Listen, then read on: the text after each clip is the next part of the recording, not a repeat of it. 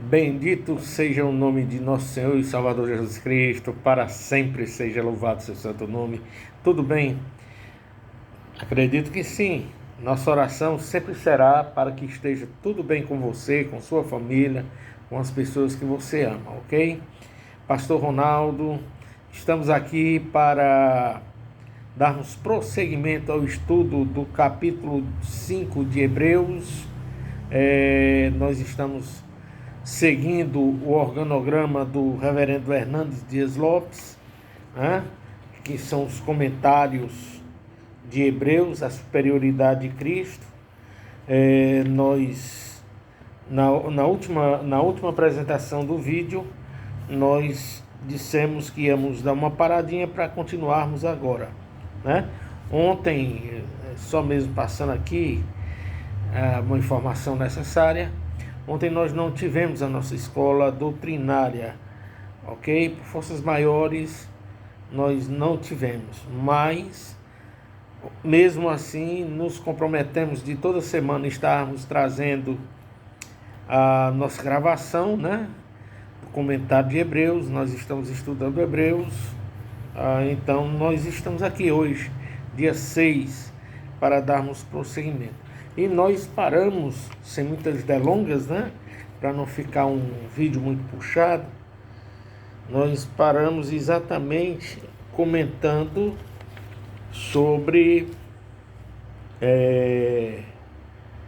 algumas características, né, do sacerdócio araônico, né? Então, nós fizemos o quinto comentário e hoje iremos dar prosseguimento para encerrarmos esta parte de introdução do capítulo 5 de Hebreus, ok? Então, nós falamos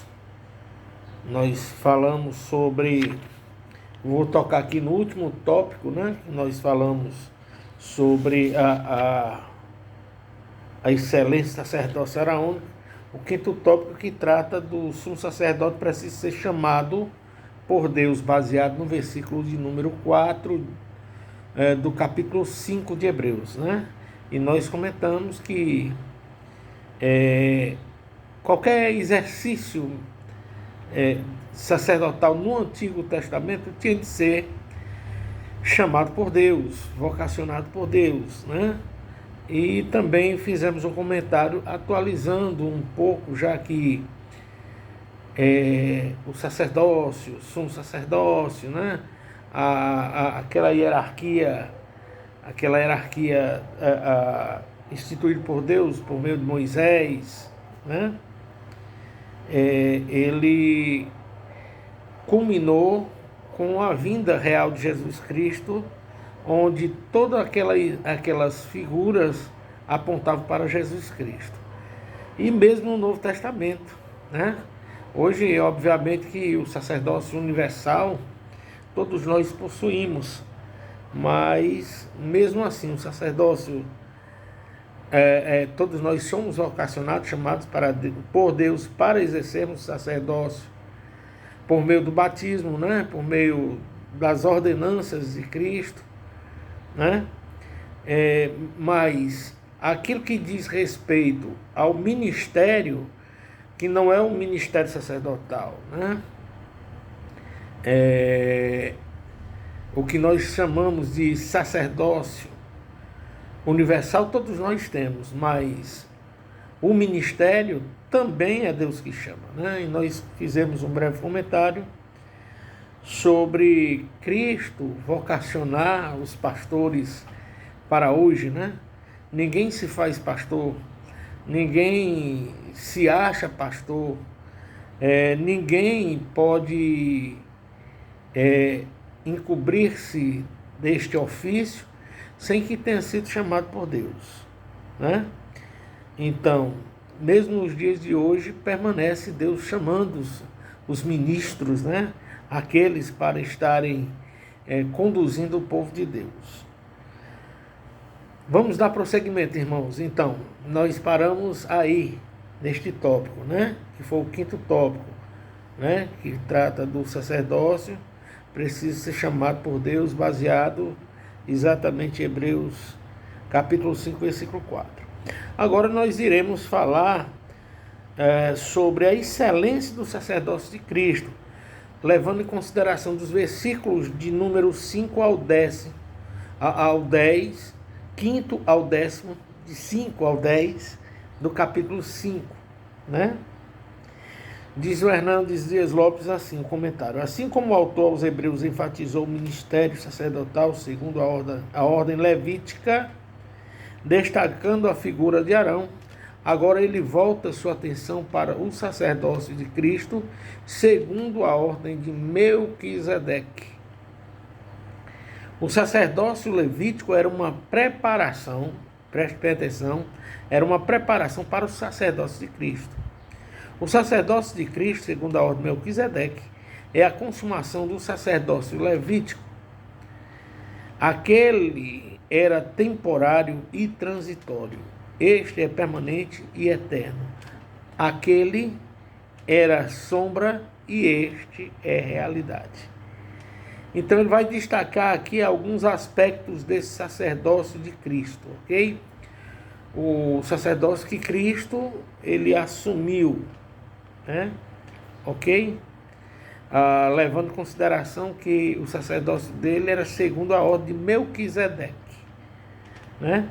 E ele faz o seguinte comentário: em primeiro lugar, Cristo, como sumo sacerdote, foi constituído por Deus Pai. Versículo 5 e 6 diz assim, olha, baseado no versículo 5 e 6 do capítulo 5 de Hebreus. Assim também Cristo a si mesmo não se glorificou para se tornar sumo sacerdote, mas o glorificou aquele que lhe disse: Tu és meu filho, eu hoje te gerei. Como em outro lugar também diz: Tu és sacerdote para sempre, segundo a ordem de Melquisedeque. Ok? Então, sacerdócio de Cristo segundo a ordem de Melquisedeque. A semelhança de Arão, Cristo não glorificou a si mesmo para tornar-se sumo sacerdote. É preciso nós lembrarmos aqui que também o que fala o Novo Testamento, né? Ele foi obediente. João vai dizer as palavras de Cristo, né? Glorifica agora, Pai, o Filho, assim como o Filho tem te glorificado. Né? Então a glória sempre foi a glória para Deus, ok? Jesus, ele é o sumo sacerdote eterno, ou o eterno sumo sacerdote. Ele foi constituído pelo Pai, foi nomeado desde a eternidade, realizou o seu ministério de acordo com o propósito eterno. Lá em João 8,54, Jesus deixa claro que não honra a si mesmo, mas é honrado pelo Pai. Acabamos de falar isso. Todo sumo sacerdote procedia da tribo de Levi e da família de Arão. Esse ministério era herdeiro e sucessivo. Cristo, porém, não foi sacerdote na mesma ordem. Ele era também da tribo de Judá. Por isso, não pertencia à classe sacerdotal levítica. Foi constituído sacerdote de uma ordem eterna, a ordem de Melquisedeque. Aí vamos ver aqui quais são os comentários tecido aqui, ou melhor, o comentário tecido aqui por Wiley. Ele diz que as seguintes características a respeito de Melquisedeque ilustram o caráter de Cristo como verdadeiro sacerdote daquela ordem divina. Vamos ver aqui, né, algumas características que ele traz. São 5. Primeira, Melquisedeque era sacerdote por seu próprio direito e não em virtude de suas relações com os outros. Interessante. 2. Era sacerdote para sempre ser substituto, nem sucessor. Vou ler de novo. Era sacerdote para sempre, sem substituto nem sucessor. Ou seja, ele era o único. Depois dele não viria e não veio mais ninguém. 3. Não foi ungido com óleo, mas o Espírito Santo como sacerdote do Altíssimo. Não foi ungido com óleo, mas com o Espírito Santo como sacerdote do Altíssimo. 4. Não ofereceu sacrifício de animais, mas pão e vinho, símbolos da ceia de Cristo, símbolo da ceia que Cristo instituiu. 5. Uniu em si mesmo as funções sacerdotais e reais, coisa estritamente proibida em Israel, mas a ser manifestada em Cristo, sacerdote no seu reino. É só abrir Zacarias, capítulo 6, versículo 13, que você vai, obviamente, chegar ao que ele falou aqui. Ok? O comentário do nosso irmão Willey. Continuando aqui, o Hernando Dias Lopes irá dizer o seguinte: o autor aos Hebreus deixa claro que, da mesma forma que Arão foi chamado, indicado por Deus, Êxodo 28, número 16 e 17, para servir como sumo sacerdote, assim também Cristo a si mesmo não se glorificou para se tornar sumo sacerdote. Melquisedeque era rei de Salém. Portanto, surge aqui a ideia de que Cristo é sacerdote, rei. Gênesis capítulo 14, verso 18. Essa mesma ideia aparece novamente no Salmo 110, verso 1, onde diz: assenta-te à minha direita, até que eu ponha os teus inimigos debaixo dos teus pés. E, reforçando essa verdade, o texto de Salmos 110, verso 4 é enfático: tu és sacerdote para sempre, segundo a ordem de Melquisedeque.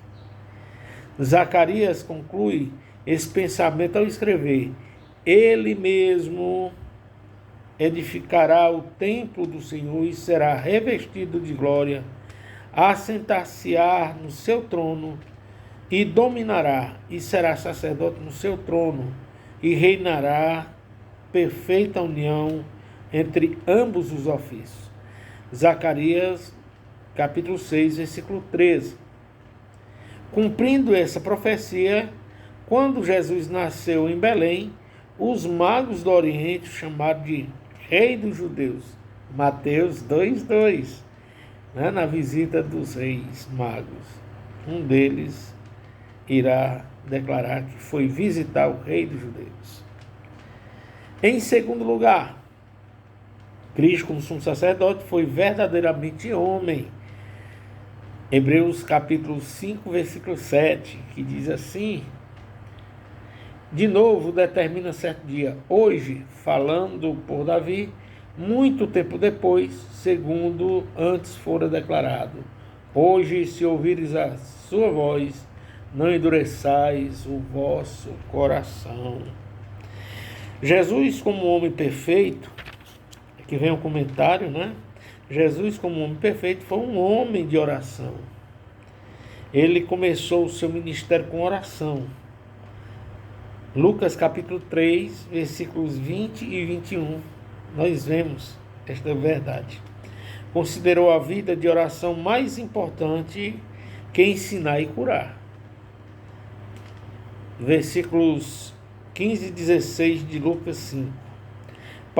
Para ele, orar era mais importante que o descanso. Confira todas essas passagens que eu estou falando, depois anota aí e confira. Está em Marcos 1:35. E mais importante que o sono. Lucas 6:12. Jesus iniciou, continuou e concluiu seu ministério terrestre com oração. Confira Lucas 23:34. Ele iniciou o seu ministério celestial com oração. Confira aí Romanos 8:34 e 1 João 2:1. Aí ele continua: Cristo ofereceu a Deus orações e súplicas com forte clamor e lágrimas. Ele experimentou não apenas o sofrimento, mas o maior de todos os sofrimentos, sofrimento vicário, ou seja, vicário substituto,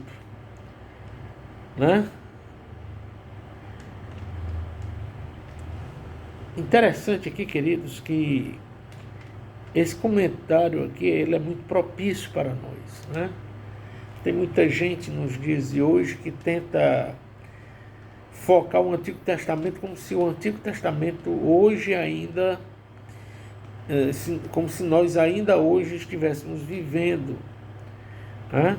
No entanto, nós temos de entender que o Antigo Testamento, ele cumpre-se em Cristo lá na cruz e com a sua ressurreição, ok? Mas dando continuação, sendo santo foi feito pecado por nós, sendo bendito foi feito maldição, sendo amado do Pai foi desamparado na cruz. Ele derramou sua alma na morte, bebeu o cálice amargo da ira de Deus, suportou em seu corpo o justo castigo que a lei impôs. Foi ferido e traspassado pelas nossas transgressões. No Getsêmani, na cruz, suportou angústia e morte, sofreu não apenas uma morte física, como se um mártir fosse, mas sofreu a morte eterna, uma morte vicária. Na verdade, ali no Calvário, ele desceu ao inferno ao suportar o castigo que nos traz a paz. Por duas vezes aqui o Hernani ele traz a palavra sofrimento vicário, morte vicária. O que é que o Hernani está dizendo com isso? Né? Ele está nada mais nada menos dizendo, olha, Cristo sofreu o seu sofrimento, Cristo morreu a sua morte. Ou seja, aquilo que era para nós foi imputado em Jesus Cristo, né? Ele veio para cumprir, para realizar, para substituir-nos os nossos sofrimentos e também a nossa morte, ok? Ele continua, o reverendo Hernandes Dias Lopes. Jesus não apenas deu o grito da angústia, mas de seus olhos saíram torrentes de lágrimas. Ele não apenas chorou no Getsêmani, mas também sangrou. O Filho de Deus tingiu a terra com suas lágrimas e com seu sangue. Travou por nós a mais terrível batalha, e a batalha de sangrento suor. Foi ali que ele enfrentou a angústia do inferno, rondando o seu peito. Foi ali que o inferno lançou sobre ele todo o bafo de Satanás. Foi ali que o inferno lançou sobre ele todo o bafo de Satanás. Foi ali que ele bebeu sozinho todo o amargo cálice da ira de Deus em nosso favor. Simon, ele retrata esse momento dramático da seguinte forma: o que Jesus experimentou no jardim do Getsêmani, na cruz, foi a morte eterna. Seu brado, Deus meu, por que me desamparaste, refletiu uma completa separação de Deus. E essa é uma morte inimaginável. Nós não podemos compreender a profundidade da agonia de Jesus quando ele experimentou a morte eterna. Nós concluímos dizendo que Jesus, em sua separação de Deus, experimentou o próprio inferno. Em outras palavras, queridos irmãos, né? Quando a Bíblia diz que Cristo morreu a nossa morte, cumprindo assim aquilo que ele determinou quando fez o homem, que disse, olha, deste fruto não comereis, porque no dia que comer certamente morrereis, né? Essa morte, ela não é uma morte de aniquilação, como muitos falam por aí nos dias de hoje, né? Quando se fala da morte eterna, vem logo o pensamento de aniquilação. Mas aqui nós entendemos, quando vemos o comentário, de que esta morte eterna nada mais é do que a separação de Deus, ou seja, quando Deus abandona, né?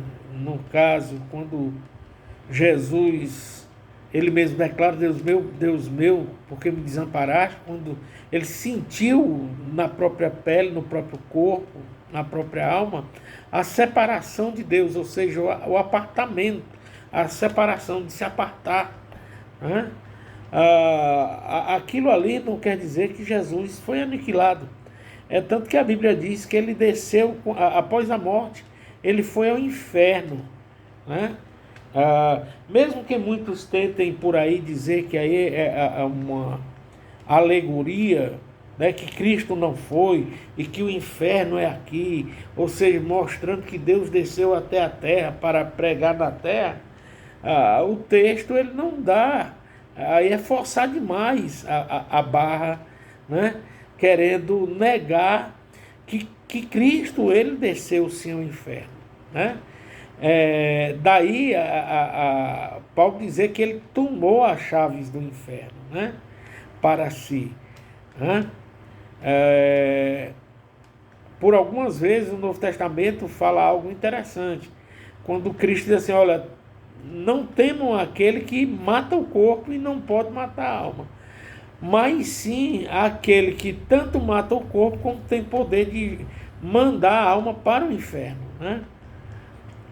Cristo ele passou por essa situação em que aqueles que de fato seguem a Jesus fielmente, estes não passarão por esta morte. Eis a razão de Cristo morrer no lugar deles. Cristo precisava cumprir a determinação do Pai quando disse lá no Éden: se desta árvore, estou parafraseando, irmãos, deste fruto, desta árvore, quem comer morrerá, precisava se cumprir, né? Por isso Cristo substitui para que nós não venhamos a passar por esta situação desagradável da morte eterna, da morte que não se acaba. Quem é jogado lá para sempre permanecerá por lá, né? Ou seja, será separado de Deus, né? Da família de Deus. Então, é dentro deste aspecto que nós devemos enxergar esta morte eterna. Pelo amor de Deus, não vão pensar que é um aniquilamento, né? É bem verdade que algumas partes do Novo Testamento se usa uma linguagem alegórica de morte, como se estivesse falando de aniquilamento. E não é aniquilamento, ok? A morte eterna é a separação. Separação daqueles que para o inferno vão e que não mais terão, né, a paz por estar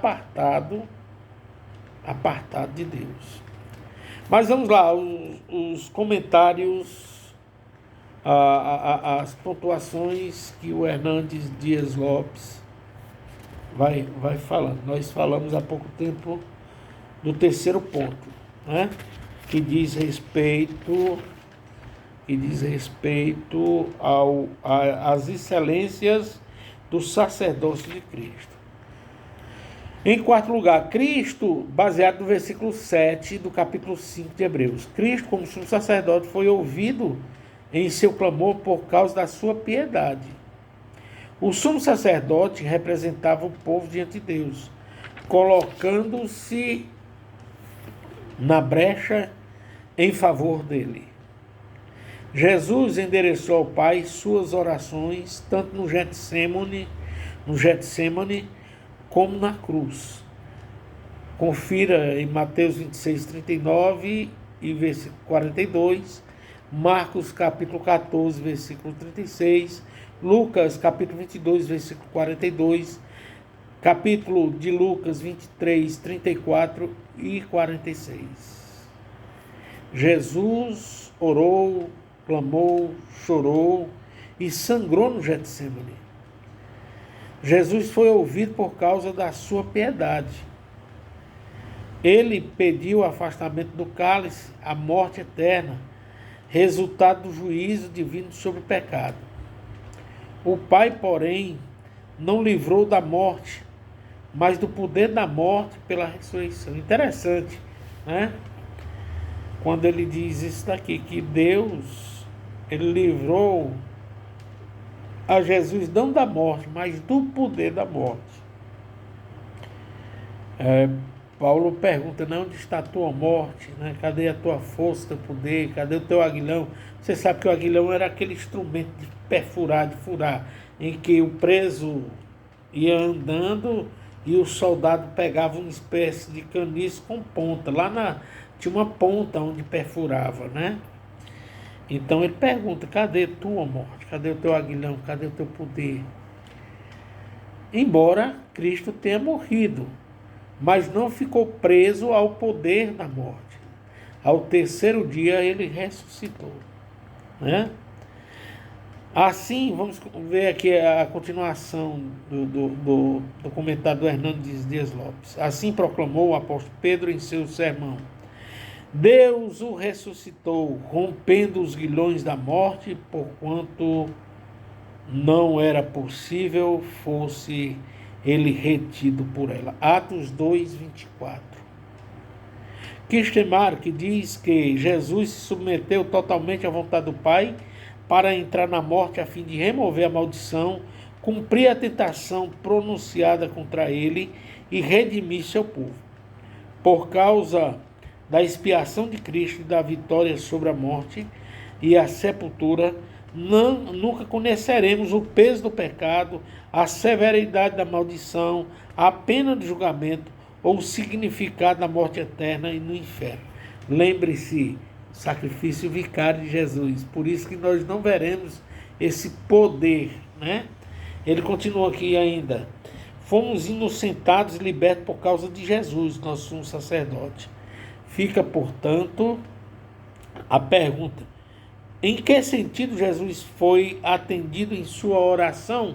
Talvez você pergunte aí. Ele responde. É uma pergunta retórica. A resposta inequívoca é: na sua perfeita aceitação da vontade do Pai.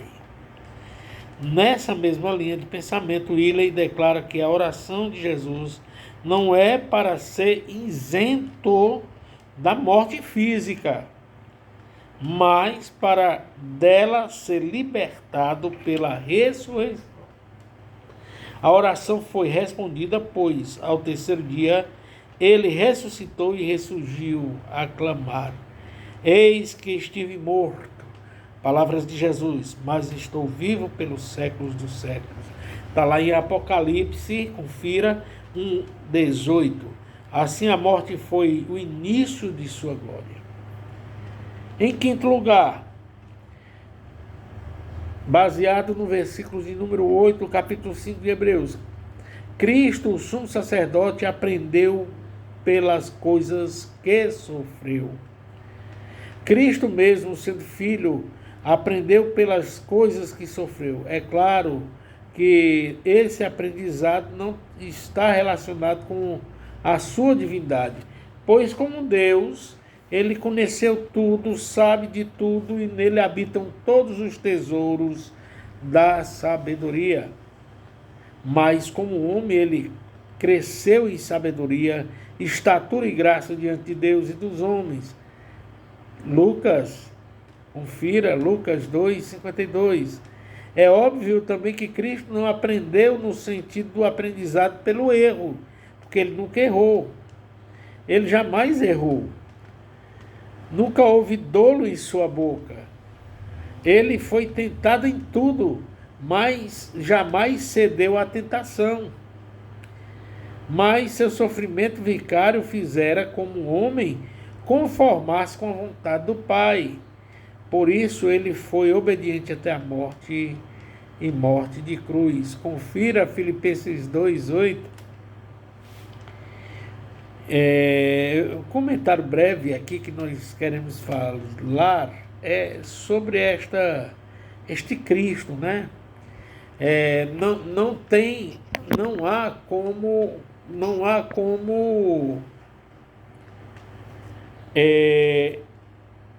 negar, né? Eu gosto muito de uma das liturgias dos pais da igreja, né?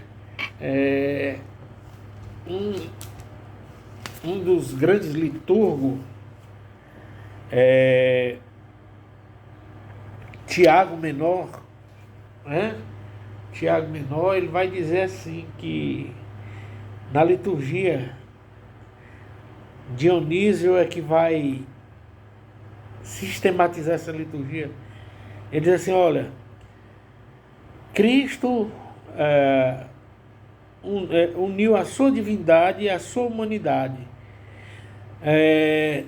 de tal forma que agora é uma única natureza, sem ambas serem confundidas. Ou seja, as naturezas são justapostas, né? Numa perfeição que só Deus compreende, porque foi Ele que assim fez, né? Mas como homem, eu quero aqui lembrar-me da natureza de Jesus enquanto homem, é que Jesus mesmo, enquanto homem, ele esteve fadado às coisas que nós humanos passamos, né? O cansaço. Como Deus, ele sabe de todas as coisas, mas como homem, como criança, teve de aprender. Alguns escritores dizem que até o aprendizado como homem dele foi precoce, mas nós também temos que entender, e eu acho interessante, é que alguns pais, né, do deserto, eles irão dizer o seguinte, olha, não houve em Cristo como homem, não houve interferência da divindade na natureza dele de aprender, de estudar, né, de ser criança, de ser um jovem adulto, né? Ele sabia que era Deus. Daí a doutrina do esvaziamento, né? A doutrina do esvaziamento. E o Efraim, o sírio, né? Ou Efrém, o sírio, que é um dos pais da igreja, né? Um dos pais do deserto, ele vai dizer assim, ele foi tão humano quanto nós humanos, porém sem perder a sua divindade. Na verdade, houve a natureza divina respeitou a natureza humana dele mesmo, né? E fazendo assim uma certa comparação, acredito que não esteja sendo herege, né? Deus me livre, me guarde de heresias, de defender heresias, né? A bem da verdade é que as duas naturezas, uma respeitou a outra. São duas pessoas, não, é a mesma pessoa. É como nós, né? Quando nós conhecemos o nosso corpo. Há alguém que conhece o próprio corpo e é disciplinado, né? Ele não vai fazer algo que conhece e sabe os efeitos que poderão ser ruins no seu corpo, né? Que isso não seja visto como heresia, né? Tal comparação, mas a bem da verdade é assim mesmo. A natureza divina sempre respeitou a natureza humana, assim como a natureza humana obedeceu à divina, porque ele encarnou-se voluntariamente, não foi forçado, não foi obrigado, né? Ele tornou-se homem por amor, e por amor morreu e ressuscitou, para que assim substituísse o nosso sofrimento eterno e a nossa morte eterna. Ok? Aí vamos aqui no sexto lugar, aqui baseado no versículo 9, né? O sexto lugar, Cristo, 9 de Hebreus 5, tá certo? Cristo, como sumo sacerdote, tornou-se autor da salvação. Cristo é a fonte da salvação para todos aqueles que a Ele obedecem. Nas palavras de Kirsten Mark, Jesus é o capitão, o chefe, o originador e a causa da nossa salvação. Não há salvação em nenhum outro nome dado entre homens. Confira Atos 4:12. Guthrie diz: aquilo que não vem através de Jesus não é nenhuma salvação verdadeira. Aquilo que não vem através de Jesus não é nenhuma salvação verdadeira. Cuidado aí com as falsas promessas da salvação. Aí continua aqui o Hernandes Dias Lopes. Nenhum sacerdote pode aproximar-se ao homem de Deus, exceto Jesus. Todos os sacerdotes do sistema levítico apontavam para Cristo. Todos os sacrifícios oferecidos pelos sacerdotes apontavam para Cristo. Tudo era sombra da plena realidade que se cumpriu em Cristo. Ele foi o sacerdote perfeito. Ele ofereceu o sacrifício perfeito, seu sangue nos purifica de todo pecado. Sua morte foi substitutiva.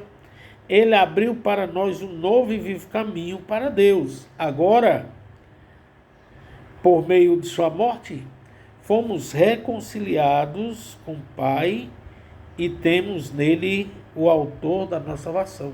Ele, Cristo. Cristo é o nosso autor da salvação.